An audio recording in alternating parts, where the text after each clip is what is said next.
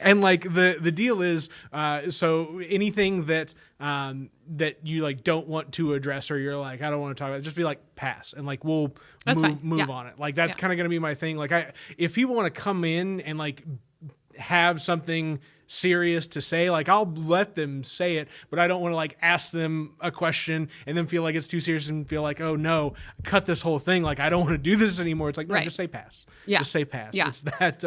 It's that simple. So welcome, ladies and gentlemen, to I guess what Alee described before the start of this recording as the beginning of an era. This is something that I've been working towards for years now. I know it sounds silly, like why would it take you years to start a podcast? It's like we're going to do this right. We're going to do this really proper, right? The idea is that we're going to talk to interesting people who live interesting lives and have a relationship to Carbondale, whether it's that they live here or that they have been here or that they travel through here and have a love and deep connection to this place. So that's kind of the theme behind this whole exercise, the WTF Carbondale podcast project, I guess you would call it. And my first guest is Alee Quick. Alee Quick is the local news editor for the Southern Illinoisan. Mm-hmm. Yep. And this show is supposed to be about me asking questions and them telling their story. So without me getting too far off track, I'm just going to say, Alee, who are you and what do you do? I'm Alee Quick. I am the local news editor for the Southern Illinoisan, which you said. What that means is I basically handle a lot of the local news. I mean, I'm responsible for planning kind of that local news portion of the newspaper every day. You know, newspaper is a mix of sports, national news, world news, local news, et cetera, et cetera. So that's kind of my focus, is working with reporters on making sure we have local news in the newspaper every day. Nice. And you're a reporter by trade, like you're not just like a manager or whatever, like you've earned your stripes getting there. A little, maybe not as much as I should have. So I briefly worked as a reporter in college, which was required of me in the degree program. I went to Mizzou. The Missouri method is you have to spend time working as a reporter as part of your education. So I did that. And then when I graduated from college, I actually went into marketing. And kind of came up that way, and then worked in development fundraising for a while, and then came back to newspapers. So I've had a kind of like, I wouldn't say it was traditional. Like I didn't come up and claw my way up from being a reporter. I got recruited by the Southern. They were looking for somebody to be an online editor is what it was called at the time. So my experience in some web development and marketing, they thought would kind of lend itself to that, along with my degree in journalism and some experience there. So that's how I got there. So not exactly the traditional, one step, two step kind of like through the ranks thing. Fair enough. And I didn't mean to, now it's going to be, I didn't earn anything. Like, I didn't earn anything. Did she misrepresent? No. No, that's so that's how you came to be in Carbondale, was like you got headhunted and recruited for working here at the Southern Illinoisan. Right. Twice. So when I left college, I actually got recruited to a job at Little River Research and Design. And that's how I moved to Carbondale the first time in 2011. So that's where I got my start in my career and was doing marketing for them primarily and selling some river models. They're the local company that builds those river models. They show how river changes land over time. It's been a long time since I worked there, so I don't remember our marketing line exactly. But the guy who runs that company had known my parents, and so we were friends on Facebook. It's not like, my dad was like, give my daughter a job or anything. We just happened to be friends on Facebook, and I was job hunting as I was getting ready to graduate from college. And he noticed that I was job hunting through some of the posts I made on Facebook and invited me to apply for a position there. And so that's how I came to Carbondale the first time. And then moved to Colorado for a while, worked out there in some fundraising, and then got recruited again to come back to the Southern. So, yeah. I got so close to Carbondale, Colorado, and then I just got pulled back to Carbondale, Illinois. Yeah, I mean, it really is a place that you kind of can't leave. And I'm not mad about that or anything. I love it here. I'm not saying that that's a bad thing. But yeah, I mean, it's my home and it's the place I've come back to twice now and can't imagine really going anywhere else, but I don't know. Maybe I'll eat my words in a few years. I don't know. No, please don't. Yeah. Stay. So that's the plan. It's funny. Somebody who has kind of a similar back and forth story to Carbondale that I didn't know about until a couple months ago when I was talking to somebody about it was Terry Clark, who is now I think the dean of the School of Business, but he was just a neighbor when he moved here, maybe the second or the third time, and his son John happened to be the same age as me. So when somebody was telling me that story earlier, I was like, oh wow, so like Terry's gotten both like the really cool 1960s, 1970s impression of Carbondale, left, done some stuff, and then came back again, and it's like gravitational pull. It's not that uncommon for people to come back. I know quite a few people who've done it. In fact, I was just talking to a friend about this the other day about coming back to Carbondale, kind of coming back to the Midwest after maybe living on the coast or something, and trying to decide if that's like a good thing or a bad thing to come back to Carbondale. You know, I think there's some conflict about that in the community about, especially people our age, kind of 30s, whatever, 30s to 40s, coming back here. And it's like, is this good or bad that I've come back? But we both agreed that it was a good thing because we've both moved back after moving away. So it was kind of like, it seems I know quite a few people who have done it. So there is something about it. It's a black hole or whatever, but it's the best black hole, the That's finest right. of all black holes. I wouldn't want to be in a black hole anywhere else on this earth. That's for sure. No, Andrew, like Andrew and Ian. Andrew, have you ever met these friends of mine? No? I don't think so. Cool, probably for the best. So they've been up in Chicago for like the past 6 years, and now he's got to come back after so many years of being away, because that's just kind of the hand that the pandemic has forced on them. People working in the service industry, there's all sorts of people that have these Carbondale roots that it's like now they're out of an option in many places. So maybe coming home, we'll have a good old-fashioned Carbondale Renaissance. Yeah, I mean, there is something kind of magical about Carbondale, I think, in a way. For me, I mean, obviously coming back here, I was invited to apply to the Southern, but I was so excited. I was ready to come back. Yeah. I don't know where I was. I mean, I was living in Colorado, and it just wasn't for me. It just really wasn't working out, and I know a lot of people love it, and there were definitely things to love about it. So not knocking it in any way, but I was really, really, really pumped to come back. I wanted to come back. So how was your Nathan with the coming back to Carbondale? I mean, had he been here the first time, or I don't? Yeah. What is your guys' backstory? Like, did you meet in Carbondale? Yeah, my Nathan, meaning my husband Nathan, we met at Little River Research and Design. We both worked there, so we met at work. He was working in the building, I was working in the selling, and that's how we met.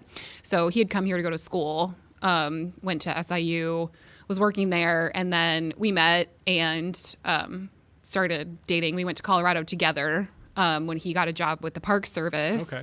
So he spent some time working in Rocky Mountain National Park, and then we came back. It was a seasonal job that he took, so it wasn't like it didn't work out or anything. But we weren't sure what we were going to do. We were thinking like maybe we'll stay, when the 6 months is over. I had a permanent job in Colorado, so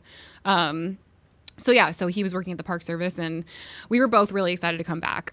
He had a much better experience in Colorado than I did. He works in natural resources. Yeah. Obviously, working for the national park is an awesome job, but it was seasonal, so it's not like. So he was kind of like, I'll do whatever, But he really likes it here too, for sure. I mean, over the years that we've been together, there have been job offers here or there, and he's like, I want to stay, I'd like to stay. Like whenever I'm like, should we move to like this place where I got an offer? No, so, so he's, really, he loves it here and was happy to come back and happy to stay here, I think. So, that's good. Well, and he still gets to get out a little bit. I mean, he's been fighting fires. Yeah. Yeah. So he works for the Nature Conservancy now. He does, prescribe fire for them and invasive species management, stuff like that. And as part of that, he's also one of the people who is sometimes called to join these interagency fire crews. And so, he just got back from Colorado. He was on the Pine Gulch fire. So, it's wild stuff. Yeah. Like, what around here does he do? I mean, so he's doing like the prescribed burn stuff. Like if I'm driving down Spillway Road and there's something on fire, out there. Sometimes, yeah. So. I mean, there are actually quite a few agencies around here that do prescribe fire, so it's not always one agency. You know, sometimes it's a state, sometimes it's a Forest Service, fire dogs. There's all these like different agencies that do these things, so it's not always him. You know what I mean? It's not always his. It's not always his company or his work. You know, they're nonprofit, so it's not always the Nature Conservancy, for example. It could be various agencies, or sometimes they work together. They often do. So he does that, and obviously burn season is only like part of the year. They don't burn year round. Yeah. So they're also doing, you know, timber stand improvement and invasive species management and stuff like that. So we don't burn year round yet. You just wait. Climate change will get us there. Yeah, it's not fun. I don't know. We'll see. I'm like, let's hope not. This year has been it's been devastating to watch. I mean, what's been going on, and you know. Obviously, I care a great deal about the news, and I watch the news, and I pay attention to what's going on. But when your husband is like, I'm going to go there, you're like, oh my gosh. Like, you just think about it really differently. I mean, you know, kind of religiously following what's going on. You know, is everyone okay? Is it contained? Like, you know, this thing. Like, it becomes a lot more personal, obviously, because I'm home by myself for 2 weeks, you know, thinking like, I hope he's okay, you know. And he's back, and he's fine. So, yeah. And his whole crew is back, and they're fine. And they talked to the paper and did a nice little, Isaac wrote a nice little story about what they did. I had nothing to do with it, I promise. The hands-on, hands-off version of like, okay, there's new stuff happening in my life, but... Yeah. Well, we got a news release from the IDNR who put together the crew that Nathan was on. And so when I got the news release, I forwarded it to Tom English, the executive editor, my boss. You know, he oversees everything. Basically, as local news editor, I'm executing his vision for the paper, right? So I forwarded it to him and the reporters, and I was just like, here's this thing.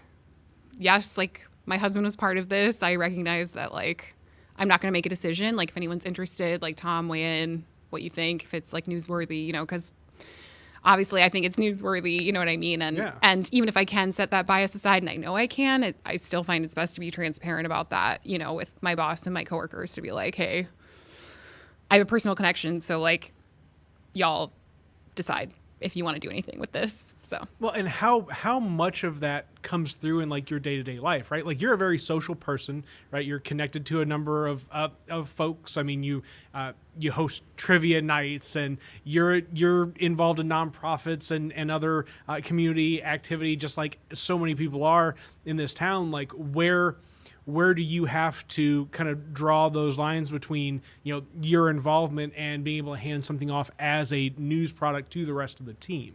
Yeah.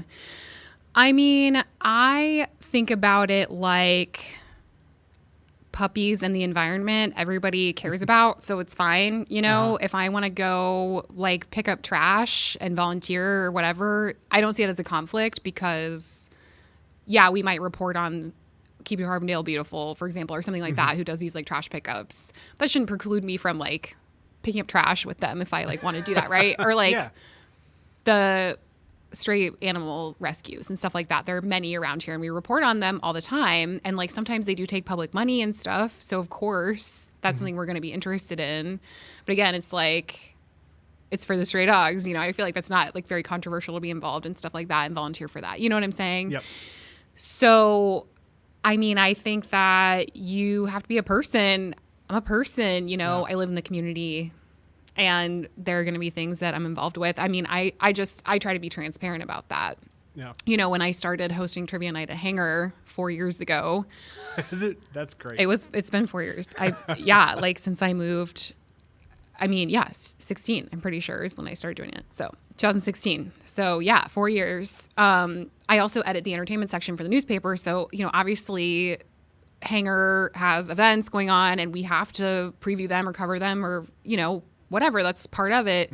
So I just, again, went to my boss, Tom, and just said like, hey, I have this opportunity. I really want to do it. I think it'll be fun, and it shouldn't really interfere with work. But, you know, I just want to make sure that you're okay with that. What do you think? Is this okay? Is this a conflict? So, you know, it's always, you just gotta, I mean, in my line of work, I try to just be really open, and, you know, all of us kind of have those conversations if we need to. You know, if somebody's connected to something, it's a small town, like it's unavoidable. You know what I mean? So, you know, the other thing is that we're like adult, intelligent people. So it's like, I feel really confident that we're all able to like put aside our own stuff, our own bias or whatever. And for me, what helps me is talking about that with my colleagues and just getting it out there. So that's how we handle that kind of stuff. That's great. Well, and it's vulnerability, right? Like it's like I'm willing to expose, all of my feelings and thoughts and activities to you in order to, avoid, any sort of issue that would arise. I mean, there are legitimately news sources at all different levels that operate based on interest of individuals and not on interest of the public good. And I think that's arguably something that y'all do a really good job of being like concerned with public good. Thanks. Yeah. I mean, we are. Yeah, we really are. I mean, I think that we all, I don't want to speak for my colleagues too much, but I think that, we would all agree that we want to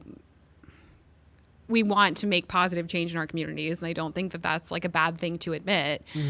Positive change sometimes it can be hard and feel bad, right? Like exposing public corruption. Molly Parker has done an amazing job reporting on HUD in Cairo. Yeah. Many people are familiar with that series. She worked on it for years and years because the news just kept happening. And, it wasn't always like positive change. Like it didn't feel good. Like there were some really hard things that she was writing about and exposing.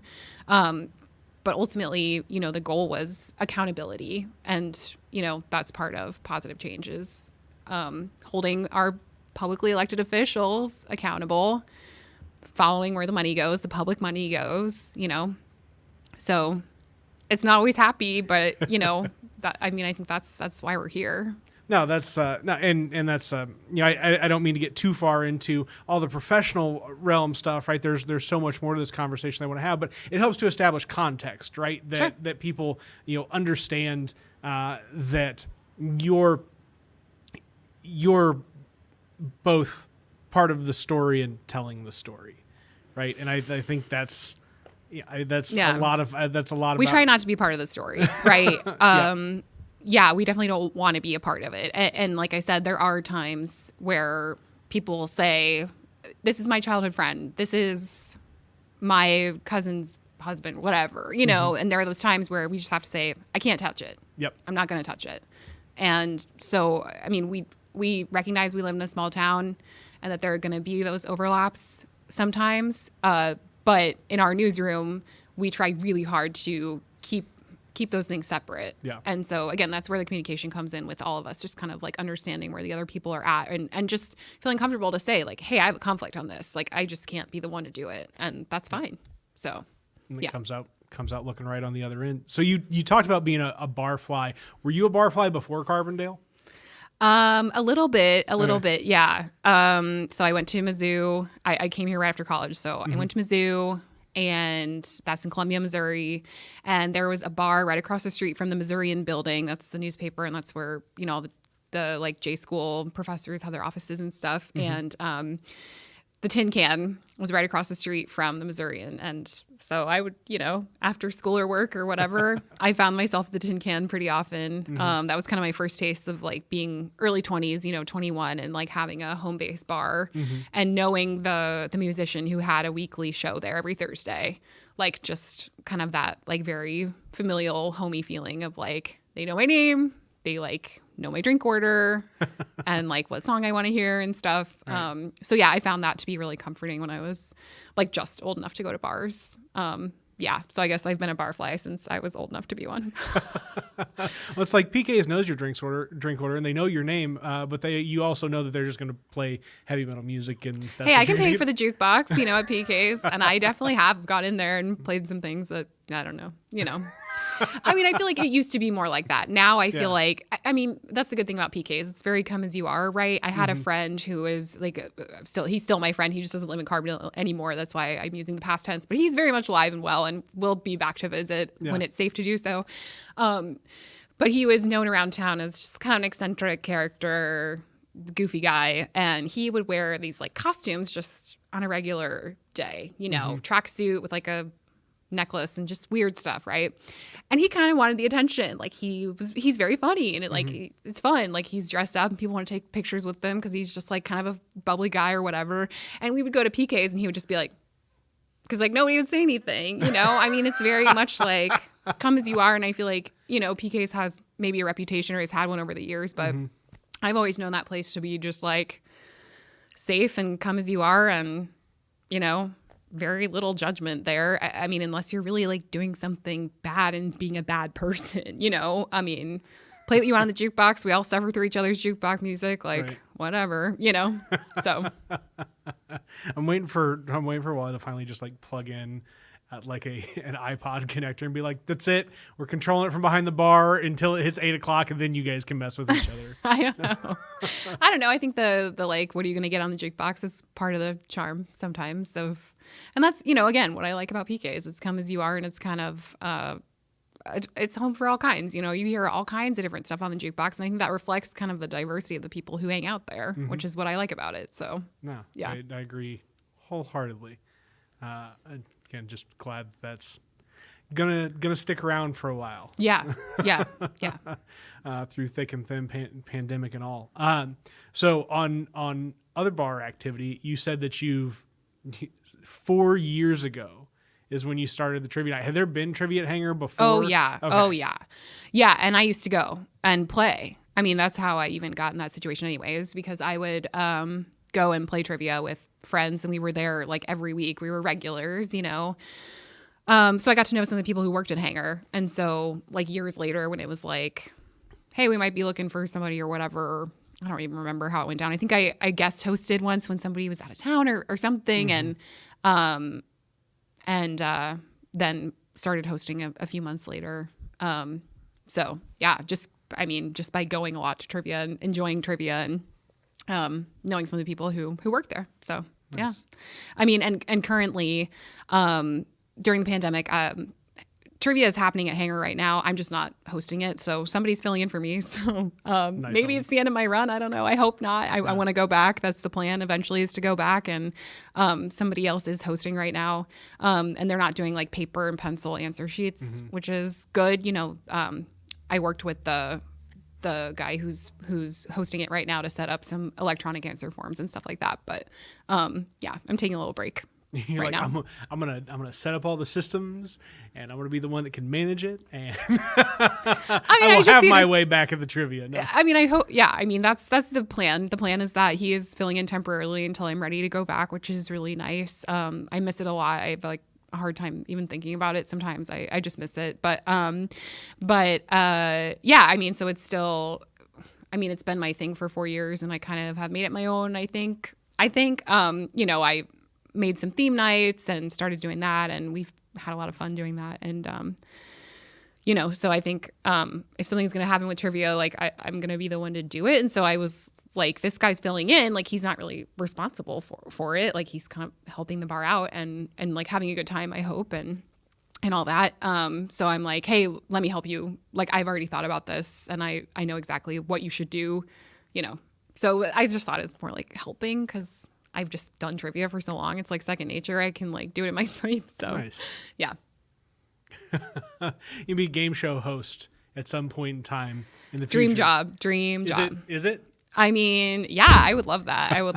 I mean, we used to joke that my dad looked like Alex Trebek when Trebek had the mustache. So you mean like this super sweet mustache? I mean, it was more. I think Trebek's and my dad's are a little bushier than that. But so my dad, you know, when I was in high school, my friends thought he looked like Alex Trebek, and so I'm like, yeah, like it's just like it's in my blood. I feel like this like trivia gene. Like someday, yeah, that would be so much fun to be like Jeopardy host or you know. Whatever, anything like that. I like Ask Me Another on NPR. I think that's fun. I like her. You know, I'm like, I want to do that. So, yeah. Well, we should figure out a way to use access to resources that we have. I almost broke the fourth wall on the whole setup here, but right. Yeah, not like that's in that kind of fits into this whole Carbondale concept, which is something for another video. But to say that like, okay, well, of a list of 100 creators, where would Alee fit in? Okay, cool. Can we get Alee a game show? So maybe someday. My allegiance is still to Hanger for sure. That's fair. That's turn the Hanger game trivia night into a broader digital game show live from Hanger 9. It's wild. I would have never thought that a situation like this would show how everybody, if they just take their studio equipment home with them, are in the same like level as all your top tier talent folks. More or less. Yeah. I mean, we've got that the Southern Radio Hour you were on, Arizona WDBX 8 a.m. Mondays, and then we also release it on our podcast platforms. And it was kind of a learning curve for me because before the pandemic, we were recording at WDBX, and it's all of us in a round table, and their studio is like pretty small. Yeah. Comfy, but I mean, once the pandemic hit, it was like out of the question to have 5 of us, like, close, sharing mics in some cases, stuff like that. I mean, it was just like not going to happen. So I had to start recording from home. And that was a learning curve for me. I'm a newspaper person. Yeah, I did digital stuff, but it's like I don't have any like fancy mics or professional mics or anything in my house. So I'm just like slowly muddling through. I think like our audio quality is like slowly like clawing its way up from absolute crap. That's the goal. I'm like, I don't know. I just, and it takes time. It takes time to sit down and figure this stuff out. Yeah. And you can figure it out. A lot of it's open source.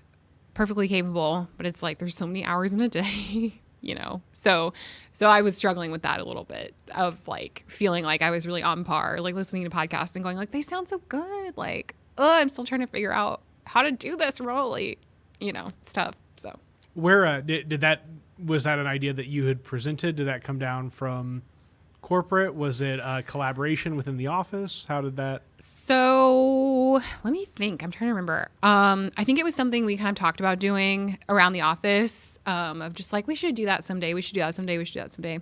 And Gabe, who was a reporter at the Southern at the time, he's moved on.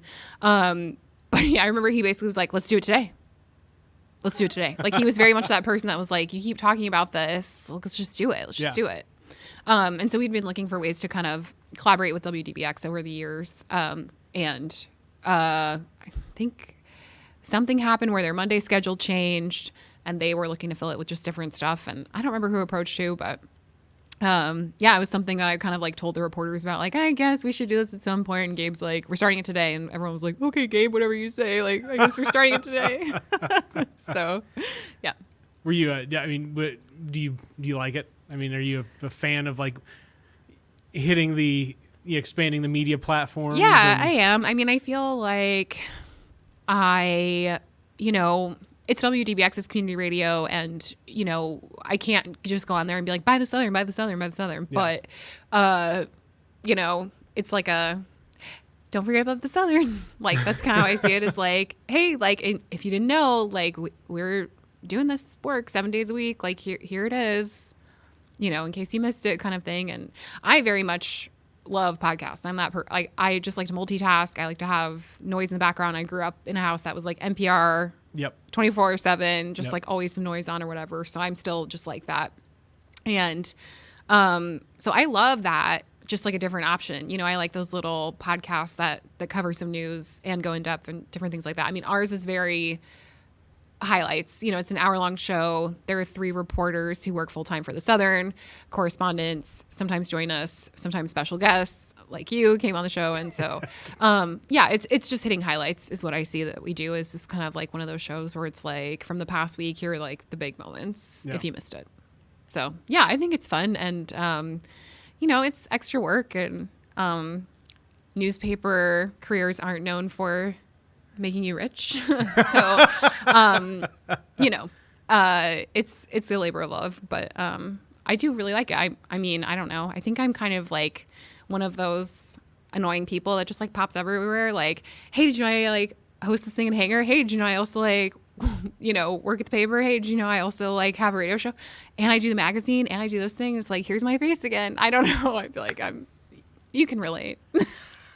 I think there are so many people in this town that can relate, that like, that's what I'm trying to coax out with this whole project, right? Like, there are so many of us that this town, that's what makes the character, right? Like, because everybody is just so interested in so many things and like refuses to just do one thing. Nobody's just like, yeah, I'll be the sports person and that's all I'll be interested in. I like football and I'm only going to football. It's like, no, the football guy is like also a jet propulsion laboratory engineer too. Right. And, happens to have a, patent on, the 6-wheel roller skate. I don't know. Like, it's just silly stuff in this town. Tom Grant was once telling me a story about how one of the first like proper commercial drones that went into military use was like made in some like upstairs apartment somewhere in Carbondale in like the late 80s, wow. early 90s or something. Wow. And it's just, yeah, that sounds like something that would happen in Carbondale. Yeah, why not? I mean, I feel like I should have a notebook and jot that down. That's an interesting story. Well, I mean, the working at Little River Research, right? I mean, that's so talk a little bit more about.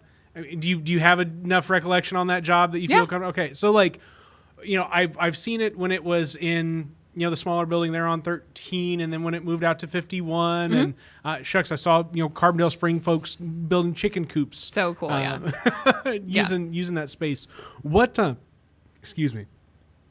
What is the whole function concept of that business, and like how it got started in Southern Illinois, Carbondale? Yeah. So it's primarily concerned with fluvial geomorphology, which is a really fancy way of saying how flow of rivers changes land over time. Will you repeat fluvial? Fluvial, which means river. Okay. Geomorphology, geo meaning earth, morph meaning change. Okay. So how the flow of the river changes the earth. Erosion, right? Uh-huh. Like we walk around, we know erosion happens. And so over time, rivers will like change the land and flow different ways just over time, slowly eroding land, and like finding different places to go. And so it's not like they don't make models that are like, this is the Mississippi River. It's not like that. It's like, this is what happens if you like dredge land from like a riverbank. This is how it will affect upstream because that changes the flow of the water. Here's how it would change, the land upstream from that. Steve's going to watch this and be like, or yay. I don't know. I hope. It's been a long time. I mean, I used to know this stuff like the back of my hand because it's a small operation. And so when I was working there, we all did a little bit of everything. I primarily did marketing, but I also wrote like user manuals, and I also like taught using it because, I mean, obviously we all have to know how to teach with it because they're teaching materials and research materials, but it was like, you got to know how to use the thing to sell it, right? And kind of like know what you're talking about. And we would go to these conferences with geologists and, scientists that were like way more educated than me. And I would have to like hold a conversation with this person about like what this model does to try to sell it. And so I learned a lot about it, but it has been several years. I left there in 2014, I think. So, so it's been a little while. So, but yeah, for a while there, I was just like, I know a lot of things about erosion and erosion control. And I understand fluvial jiff-jaff. How like how an oxbow lake is formed and stuff like that. So anyway, it's really it's one of those really cool Carbondale things, though, isn't it? Yep. So I mean, I think like a lot of people and a lot of businesses like worldwide, there's just a family connection. The business owners like have family here. And so this is where they wanted to be home, near family. And so that's why the business is here. And primarily they sell to universities and museums. And so it kind of makes sense. Like it's university town and, makes sense. That's why it's in Carbondale. That's my understanding anyway. Like it's all about family and being close to where you like to live. Yeah. Yeah. I mean, this is a place that's kind of a like worth living type place. So your husband is obviously very outdoorsy. Does that mean that you are also very outdoorsy? Medium. As well. Medium. You're like medium? Yeah. When we first started dating, like sometimes I look back on it and I'm like, gosh, when we first started dating, we spent so much time in the woods. And I think I was trying to like be like, yeah, I love you. And so I love the woods too. Yeah. I mean, and like at the same time, he spent more time in bars back then than he would, later in our relationship where it was like it's Friday and he's like, I'm tired, and I'm like, well, I'm going out, so yeah, I think early on, like a lot of it's totally normal to me, early on you're kind of like, we want to be together all the time and mesh our worlds together, and then once you live together for a while and you're like married, you're like, I'm just gonna do what I want, and that's not a bad thing. I didn't mean to like, well, it's not bad, it's great. I love that. So yeah, I mean, we're outdoorsy. I'm like medium outdoorsy. Yeah. I like to hike and I love to be on the water and swim, and so he likes to fish. So it's good. Yeah. Nice. It's good. It's I wasn't sure if we were like going to go down the rabbit hole. This is how much I like to be outdoors, and this is where I go. And he's like, nah, I'll go outdoors when I have to go outdoors. Yeah. I mean, I will say during the pandemic, I've spent a lot of time on the water, and that's been really nice. As just like a nice socially distanced activity. You guys kayak and stuff? Where do you Cedar Lake? Cedar and Little Grassy is where we've been this summer. Been to Cedar a lot. So yeah, it's nice to be out there and be able to see friends from far away and, distance, but yet still kind of feel like it's just a nice like summer day, you know? So that's nice. Well, and like socialization is almost this idea that we are still all in a place together. We don't have to physically be smushed up against one another. We can just be, oh, cool, the parking lot's full of people. I looked over there and there was like something still on a chair, and I was like, oh God. So this idea that we are figuring out ways to build social interactions that are not typical of our physical closeness or determined by that. So I think that would be a pretty neat deal. We did the Keep Carbondale Beautiful trash motorcycle pickup thing. Yeah, it was so good. Nice. First off, shout out to Anne. Yeah, she's awesome, and she is kicking butt. Yep. At in that role. So yeah. Where was I going? Oh yeah, just like riding out there, and like we were gonna check out and pick up stuff, and there were just parking lot full of trucks and SUVs and everybody from loading up fishing boats to kayaks, and it was just like, yeah, this is just as much community as sitting shoulder to shoulder wherever doing whatever. Yeah. Just neat stuff. So I don't know, where do you want to go? Where do you want to go next? Like what's a thing that some people may not like know? Like, right, so you're talking about, okay, cool, I do this and people recognize me here, or they recognize me at trivia or newspaper, or my favorite bar seat here. Like, but what's something very Carbondale-y that I don't know that you like, that's kind of your hidden passion with this place? Okay, I guess I'll talk about something I used to do but don't do anymore. So It's like a fun fact, I guess. I was in a crappy garage band, which I feel like is like a very quintessential Carbondale thing. Yeah. Is like to have a band. You gotta have a band at least at some point, right? When I first moved here, I really didn't know anybody. I kind of knew this guy who had hired me to work at his small business, and I had met some of my coworkers a couple of times, but I really didn't know anybody.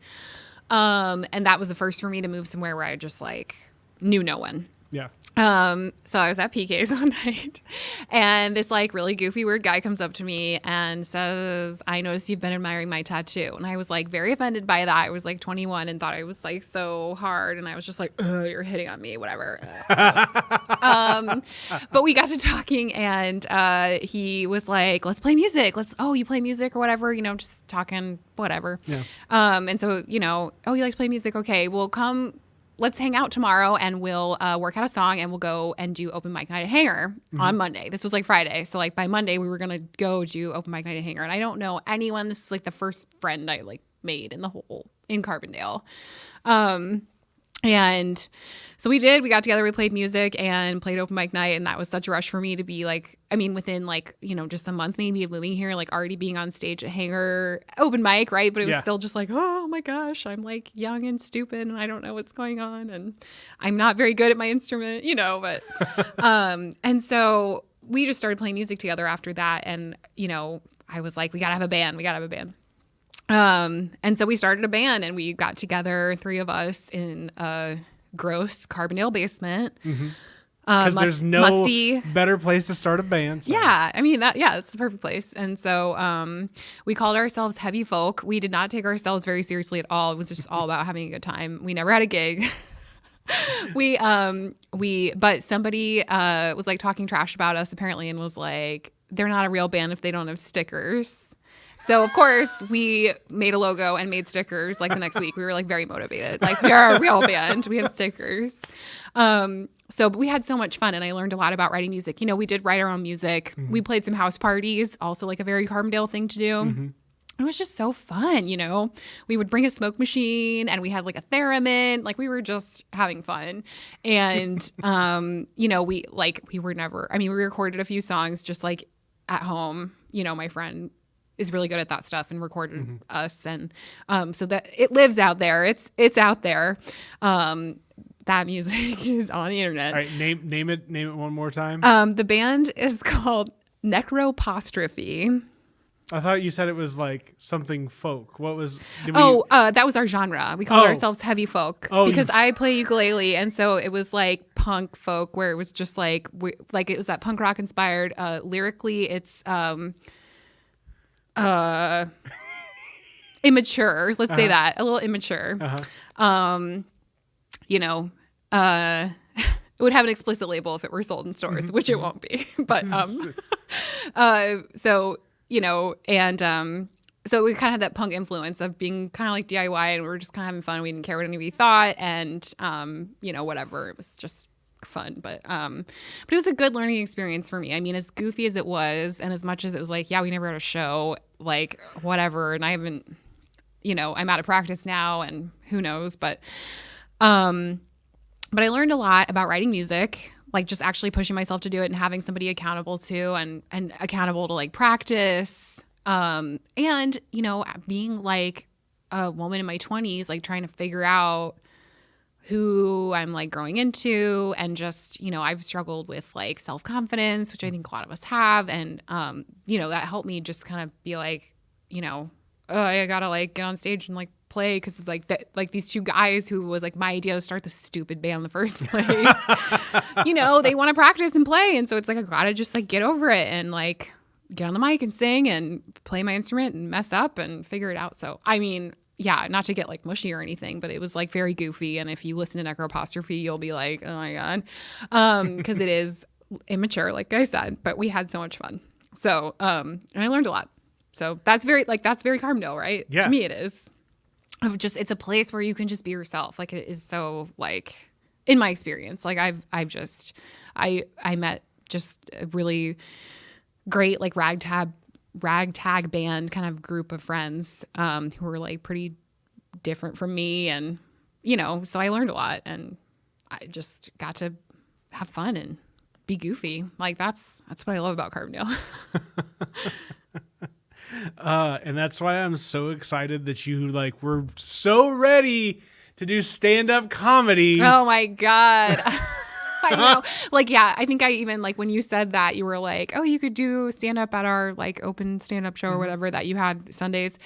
And I'm like, I don't think I need to be on stage another night on the Strip in Carbondale. You know? Yeah. Because for a while I was also hosting bingo at Hanger, so it was just like, oh my god, are you guys sick of me or whatever? But it would have been really fun to try it. And I've been kind of like practicing I told you that I had a piece of scrap paper that I was like writing joke ideas on or whatever. And I found it recently. And so I've just kind of like had it in my back pocket, and like, you know, talking to friends, I'll just like pull one out every now and then and try it. Like, is this going to land? Like, okay, that works. It doesn't work. So. Yeah, I wish it had happened, but yeah. So I mean, there's still future. I mean, 2 years from now, whenever we're all allowed to be back inside again, and it's actually safe, not like we're allowed to be inside and also like fearing for our lives. Right. Yeah. Like that's my favorite part. That gets an awkward finger gun. That's what that gets. I do love an awkward finger gun.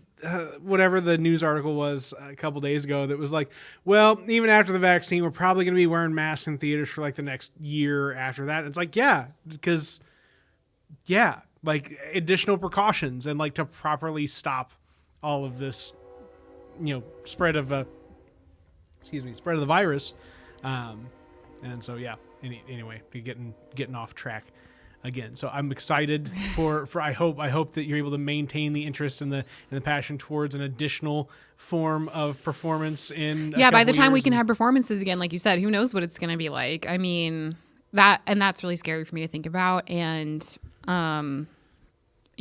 hoping that our favorite places are still here. I mean, we've talked about so many places I haven't been to in a while. Yeah.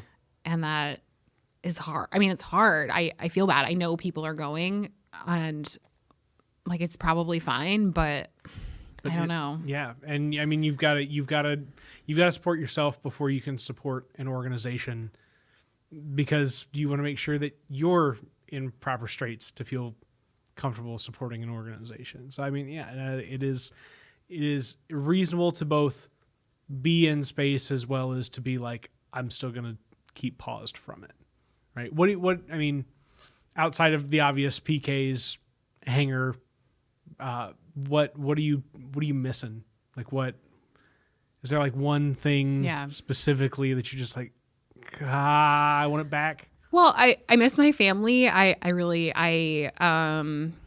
especially my parents. I go and visit with them outside. And it's like a nerve-wracking experience every time I do, because I'm just like scared. I just want them to be okay and make it. But I really miss going to my mom's house and like being able to walk in and pet her dogs and like, have a glass of wine and whatever. Got to eat with my dad. I really miss that a lot. So that's been tough. I miss, and one thing that Zoom just can't do, I mean, I've done a lot of like Zoom game nights with my family and friends, house party, the app, stuff like that. What I really miss is like being at an actual physical house party and like going out to smoke a cigarette or whatever and like meeting the random person and you just have this like 5 minutes, it's just you two or whatever. Yeah. Or like you see a friend you haven't seen in a while and you're able to like pull your friend aside and be like, this thing that I don't want to talk about with an entire room of people, but I want to talk about with my friend in person and just sort of like commiserate or like share this exciting moment or whatever. But like even like little socially distanced hangout in the yard, right? It's like everyone has to hear everything at all times because we're all just like sitting here and like there's none of that like little side conversation that you get at like a dinner party or house party or whatever, where, oh, I'm going to go get a refill and somebody just happens to be standing there and you have that little like connection. So, I mean, that's like what I miss, and especially with like Zoom and stuff because it's not happening. Like we're all talking together at all times, like at the same volume. And that's hard, So I miss that. I miss those little like unexpected moments. I miss talking to strangers. I mean, hanging out at a bar, it's not like you're going to see the same. I mean, you do see a lot of the same people every day, but it's not like you're hanging out with your best friend every day. Sometimes you're just like talking to some, who knows, somebody you'll never see again. People passing through on the train, whatever. I kind of miss that, just like new experiences and, I miss that. Like the regular one-off. I mean, that's something that this place delivers is like that, you just, sometimes you just boom and you collide with a person and that's it. And you move on and that's that. And there's always that cool little piece. You've given somebody a piece of you. They've given you a piece of themselves. You've exchanged that part of existence. And now you carry on about your lives. Yeah. Was that something notably different from like maybe your experience at Mizzou, like as a college student there versus here? Because I mean, I would say that the college students that come here very much have a similar experience to the people that come here living, working, or otherwise. That like we do a pretty good job of bringing them in and just being like, haha, you get to play townie now, kids. Right. Yeah. I don't know. I wouldn't say Mizzou necessarily. I mean, I think part of that is just college town culture of just a lot of people kind of like moving through all the time and having this opportunity to talk with different people and have these different experiences. But definitely different from Colorado. When I was in Colorado, I never felt that kind of like ability to like just go to a bar by myself and like have a really good time. Like I always just felt kind of weird. Like I don't know if it was the town I lived in. It was kind of a sleepy town. It was a bedroom community. I mean, there was no college there. I mean, we were south of Fort Collins, but not in Fort Collins. And So I would say I noticed a bigger difference when I went to Colorado and then came back. I felt like it was a little more, I mean, it wasn't as like easy flowing as like here. But no, when I was at Mizzou, I mean, my friends and I used to joke, like we would sit outside a coffee shop a lot. That was kind of our like place that we would hang out. And we just always attracted the weirdest people. Like the weirdest people would just come sit with us and talk to us and stuff. And so, I mean, we had that experience at Mizzou, but definitely in Colorado, it was like not like that, where it was, it was like, why haven't I made any friends yet? Like, this is weird. Yeah. So where are all the strangers? There's not enough strangers. There were strange people in the town we lived in, had a lot of art and stuff like that, but it was just like things closed really early, like things closed at 9. And I will tell you, I had an hour commute one way to work when I lived there, and that just like drains you, you know? You don't want to go do anything after driving 2 hours in a day. You're just like, I'm going to bed. I'm going to watch TV. Like, I'm that person. Like, I don't even want to, you know, do anything. Whereas like in Carbondale, if you live in Carbondale, I mean, I work with people who do commute from like, you know, farther out. Yeah.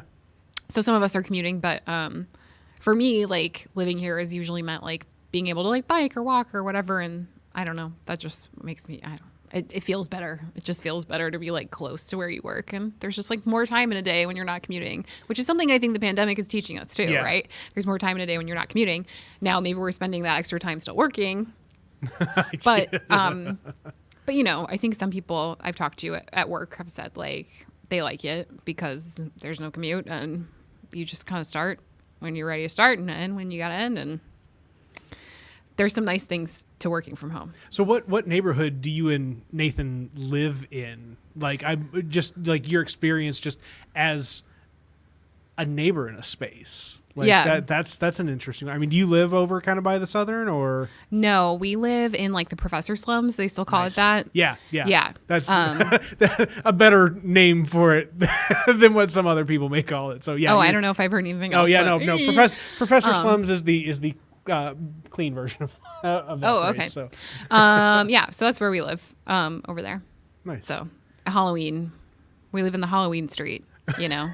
Where all the trick-or-treaters come, which I didn't know when we bought the place, but after we moved in, somebody told us, and I was just like, yay. Are you a big fan of the trick-or-treating? Yes, I love Halloween. I love trick-or-treating, so I'm sad. I don't know what's happening yet, but I assume. I don't know. We don't know what happens yet, but we're just gonna throw candy at children as they walk by. I just assume everything is canceled. Yeah. In 2020, right? I just think we should all just go ahead and like shut it down. Just assume that. Chill out. And then we don't have any expectations dashed. Except for an election. That still goes through. That still goes on. I was thinking more like fun things. Oh yeah, because fun stuff is where the bad stuff happens. That's it.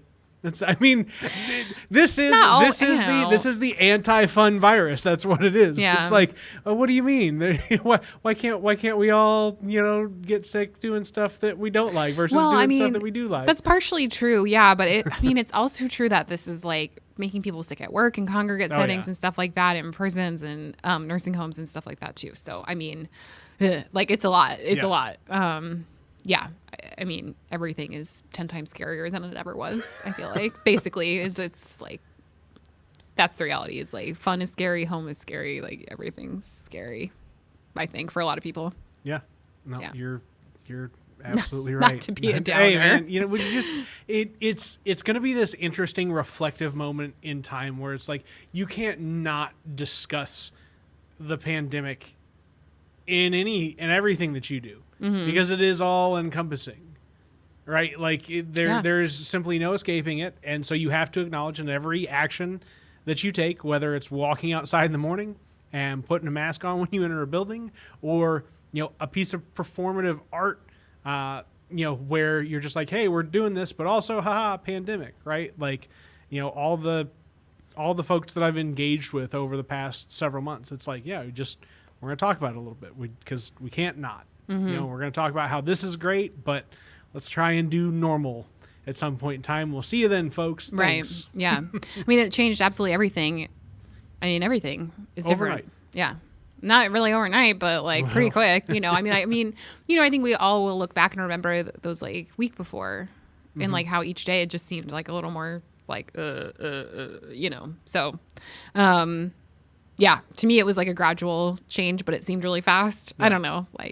Well, I mean, in the course of how economies and how individuals and how societies like progress. I mean, a 3-month or 6-month time frame of mass systemic change is pretty overnight. Yeah, that's right. You think of what Yeah. it took to put the systems in place Yeah. that we exist with now, Yeah. and how this just said, who Yeah. cares?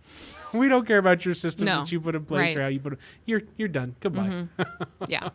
No, you're right. Yeah.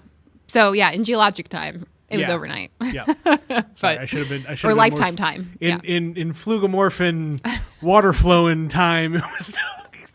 Oh, man. If Steve, I don't think Steve's is a follower of WTF Carbondale, but if he is and he catches this like little moment He's gonna of be me like wildly mislabeling don't- things, Yeah. I'm gonna get a phone call. Yeah, you will. do You're it, gonna get a man. lesson.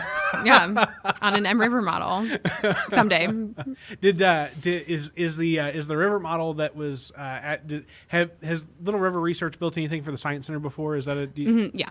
Yeah, there was, last I knew, Uh-huh. still an M River by Little River at the Science Center. nice? Yeah.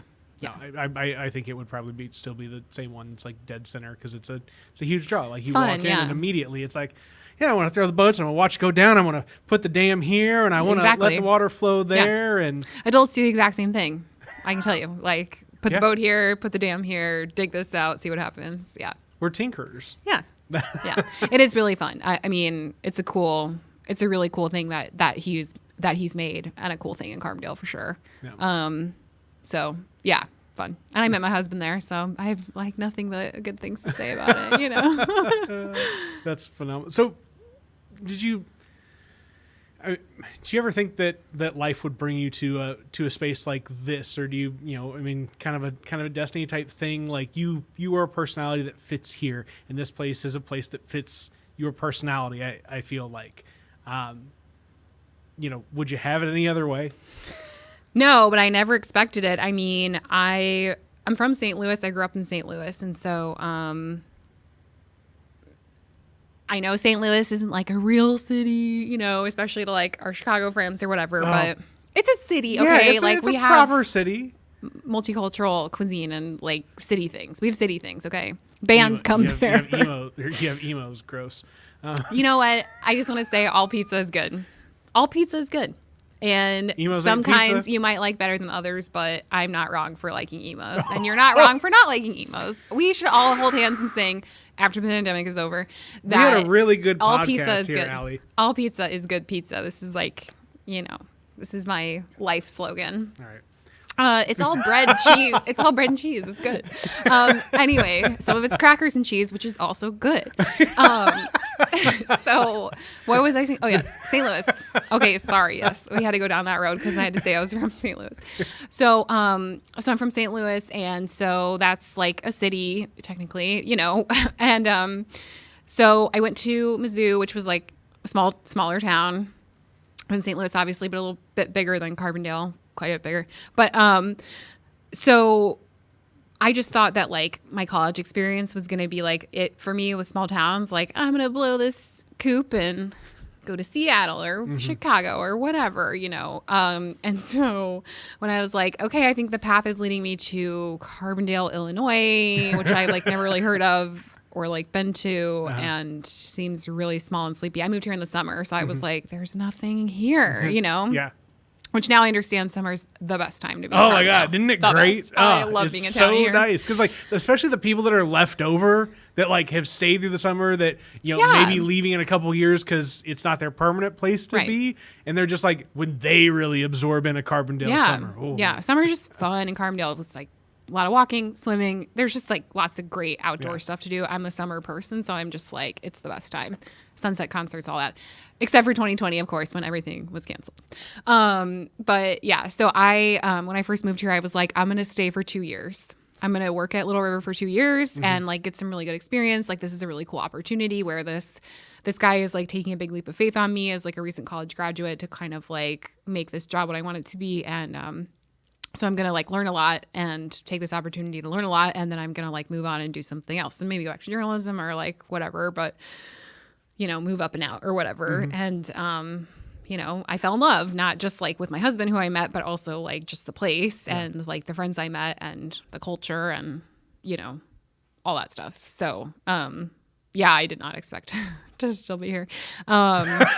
Nobody ever does. No, yeah, I know, but that's so fun. I mean, one of my friends says, and he says it in jest, but I mean, it's kind of true. For me, it's been true anyway, is come to Carbondale and the world comes to you. He like said that to me one time as like a joke, and I was like, no, it's like true though. That was the day I met Ice Cube, and he was just like, come to Carbondale, the world comes to you. I'm like, I know, this is so cool. Who used that phrase with you? My friend Jim. Oh, is that one of your phrases too? That is totally it. I think he was just like talking out of his ass, and just said like, said that, and so I don't know. Yeah, it's been really true for me that it's just like all these opportunities I never dreamed of, career opportunities. Mm-hmm. I mean, like I've just gotten really, really lucky when it comes to that stuff, to like have the opportunities I've had to, I mean, I never imagined that I would be here in my career too at this point, and so I've been really, really lucky. And met really incredible people too. I mean, that's kind of what makes it. I mean, at both places I've worked here, it's just been good people, good relationships, so it's been, I don't know, mushy, kind of mushy. Well, no, I mean, this is a phenomenal place to just kind of like close out. I mean, you nailed it. You have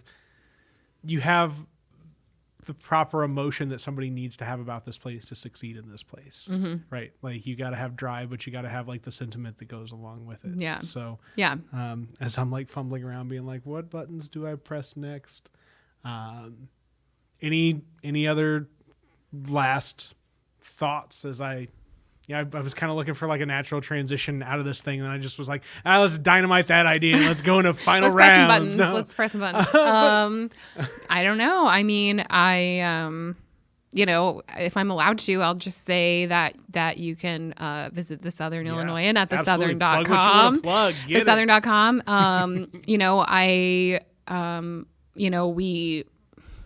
We just want to keep our community informed. We want to hear from our community. Please participate with us. We are real news. We are real people. We are your neighbors. I just want to remind people of that, We read the comment section, even if we shouldn't. Yeah, I do. And, it's not all bad. I don't want to just sit here and say that it's a bad thing in the comments. I mean, a lot of our readers and a lot of our community is very engaged, and that's a good thing. And people are passionate, and that's a really good thing too.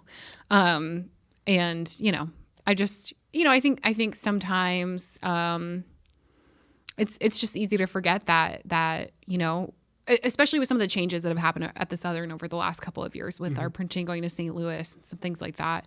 A lot of people know that the building is for sale. Yeah. We're still here. We're still local. We're your neighbors. We're real news. Like that's what I want to let people know. And yeah. Stellar. And that's episode 1. My guest was Alee Quick, local news editor for the Southern Illinoisan. Short-term Carbondalean to this point, but sounds like lifelong Carbondalean. I don't know. Is that what we say? Is it Carbondalean? Is it what was the other Carbonite? I like Carbondalean because it sums up that sort of like keep Carbondale weird thing. Uh-huh. It's like alien, outer space, like we're strange. But yeah, I don't know. I like that because it encompasses all that stuff. So I say Carbondalean, and I spell it like alien. Then that's it. We're Carbondaleans, ladies and gentlemen. Have a great day.